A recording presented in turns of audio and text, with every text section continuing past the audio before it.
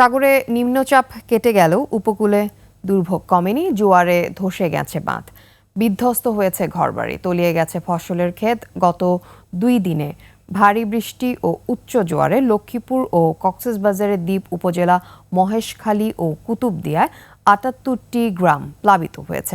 এতে 2 লাখেরও বেশি মানুষ পানিবন্দী হয়ে পড়েছেন। প্রতিনিধিদের তথ্যচিত্রে ডেস্ক রিপোর্ট।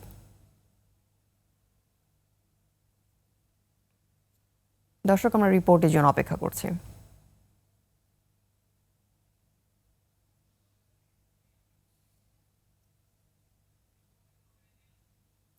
দর্শক, রিপোর্টটি প্রক্রিয়াধীন আছে, হাতে আসা মাত্র আপনাদের দেখানো হবে। চলে যাচ্ছি পরবর্তী সংবাদে।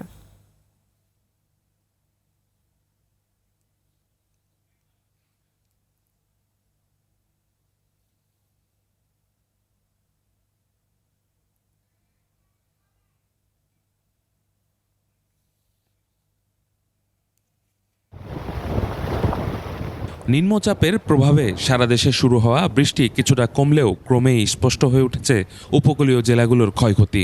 জোয়ারের পানি ও জলোচ্ছ্বাসের ক্ষতি থেকে রেহাই পায়নি বাড়িঘর, সড়ক, বাঁধ। জলোচ্ছ্বাসের ক্ষত ভোলা জেলা জুড়ে। ঘরবাড়ি, গবাদি পশু, পুকুরের মাছ হারিয়ে সর্বশান্ত হয়ে গেছে অনেকেই। ঘরবাড়ি হারিয়ে খোলা আকাশের নিচে বসবাস করছে অনেক পরিবার। সবকিছু ভাঙ্গা ক্ষয়ক্ষতি, তাকে উড়ানের সেই ক্ষমতা আমার নাই। আমাদের গড্ডা লেগেছে, এখন আমাদের নদীতে কোনো সমর্থন নাই যে আমরা এই গড্ডা আবার তুলব।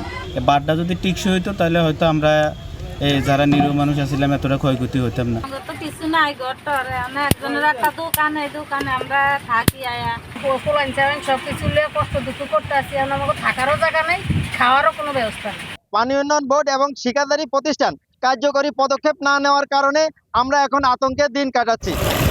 মেঘনার অস্বাভাবিক জোয়ারে জেলার লালমোহনের সৈয়দাবাদ ও তজুমউদ্দিন উপজেলার চাঁদপুর ইউনিয়নের ক্ষতিগ্রস্ত বেড়িবাঁধ সংস্কারের কাজ চলছে। প্রায় 5,000-এর বেশি ক্ষতিগ্রস্ত ঘরবাড়ির তালিকা করেছে জেলা প্রশাসন। চাল ও শুকনো খাবার বরাদ্দের পাশাপাশি শুরু হয়েছে ত্রাণ বিতরণ কার্যক্রম। যারা অসমর্থ একেবারেই করতে, আমরা আমাদের যে টিন আছে ত্রাণের টিন দিয়ে তাদের ঘর বাড়ি তৈরি করতে আমরা সহায়তা করব। উদ্বোধনের আগেই কুয়াকাটার মেরিন ড্রাইভ সড়কটি ভেসে গেছে সাগরে। বৃহস্পতিবার ঢেউয়ের তোড়ে মাত্র 2 ঘন্টার ব্যবধানে সড়কটির এমন পরিণতি হওয়ায় ক্ষোভ জানিয়েছে পর্যটক ও স্থানীয়রা। কাজটা করছে, কাজ বেশি ভালো করে নাই এই জন্যই ভাড়াই ফেলাইছে, ঠিকভাবে সিমেন্ট বেলি দেয় না, এই জন্য ভাড়াই ফেলাইছে। এই যে জিনিসটা করছে, এটা সরকারের অবশ্যই এই বিষয়ে নজর দেওয়া লাগে, অবশ্যই নজর দেওয়া লাগে। কারণ নজর না দিলে এই জিনিসটা আমাদের জন্য অনেক ক্ষতিকর। পরিকল্পনা ভালো হয় নাই, এই কারণে এটা ভেঙে গেছে তুফানে। কালার এক্সপার্ট, জর্জ স্যাপ এবং মাইল্ড অন হ্যান্ডস টেকনোলজি সমৃদ্ধ অরিক্স ক্রিস্টাল ওয়াশ আপনার লন্ড্রি এক্সপার্ট। ঘটনা তদন্তে 5 সদস্যের কমিটি করেছে উপজেলা প্রশাসন। ঝালকাঠির কাঠালিয়ায় বিষখালী নদী তীরবর্তী 5 কিলোমিটার বেড়িবাঁধ আংশিক ভেঙে হুমকির মুখে পড়েছে ঘরবাড়ি ও ফসলি জমি। যে কোনো মুহূর্তে বাকি অংশ ভেঙে বড় দুর্ঘটনার শঙ্কা স্থানীয়দের।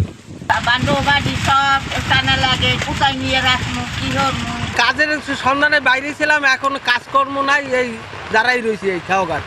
2 দিনের বৃষ্টিতে সাভারের সড়ক মহাসড়কেও পানি জমে আছে। যানজটে নাকাল হয়ে পড়েছে যাতায়াতকারীরা।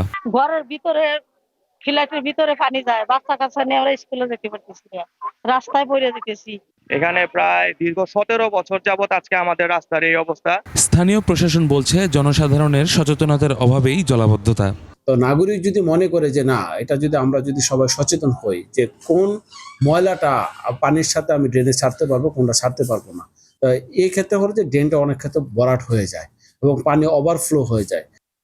আবহাওয়ার পূর্বাভাস বলছে শনিবারও বৃষ্টি হবে, তবে রোববার আবহাওয়া স্বাভাবিক হতে পারে। ইউসুফ হাসান নাইম, 21 টেলিভিশন।